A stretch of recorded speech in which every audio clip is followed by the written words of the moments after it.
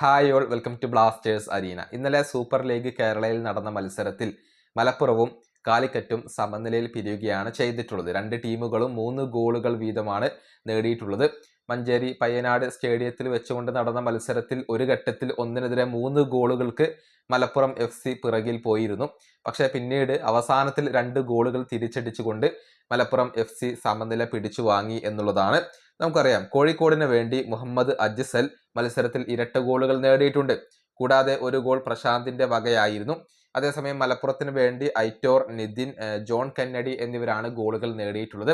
ഇവിടെ അജ്സലിന്റെ ഒരു മികവ് എടുത്തു പറയേണ്ടതാണ്. അത് കേരള ബ്ലാസ്റ്റേഴ്സിന്റെ ആരാധകർക്ക് സന്തോഷം നൽകുന്ന കാര്യമാണ്.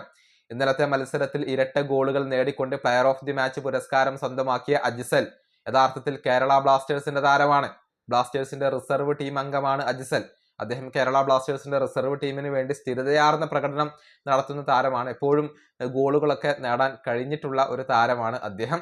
ലോൺ അടിസ്ഥാനത്തിലാണ് ഇപ്പോൾ കാലിക്കറ്റ് FC വേണ്ടി അദ്ദേഹം കളിക്കുന്നത്. അതായത് സൂപ്പർ ലീഗ് കേരള അവസാനിച്ചു കഴിഞ്ഞാൽ അദ്ദേഹം കേരള ബ്ലാസ്റ്റേഴ്സിലേക്ക് തിരിച്ചെത്തും. ISL ആരംഭിക്കുമ്പോഴേക്കും അജ്സൽ കേരള ബ്ലാസ്റ്റേഴ്സിനോടൊപ്പം ഉണ്ടാകും എന്നുള്ളതാണ്. അദ്ദേഹത്തെ സീനിയർ ടീമിൽ ഉൾപ്പെടുത്തും എന്നാണ് ആരാധകർ പ്രതീക്ഷിക്കുന്നത്. കാരണം അദ്ദേഹം പ്രൂവ് ചെയ്ത് കഴിഞ്ഞിട്ടുണ്ട്.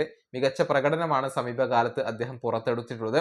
അതുകൊണ്ട് തന്നെ സീനിയർ ടീമിൽ അജ്സലിനെ ഉൾപ്പെടുത്തി അദ്ദേഹം അർഹിച്ച രൂപത്തിലുള്ള അവസരങ്ങൾ നൽകിയാൽ തീർച്ചയായും നല്ല ഒരു ഭാവി താരത്തെ നമുക്ക് ലഭിക്കും എന്ന കാര്യത്തിൽ സംശയങ്ങൾ ഒന്നുമില്ല. ഈ വീഡിയോയുടെ അവസാനിപ്പിക്കുന്നു. അടുത്തൊരു വീണ്ടും കാണാം.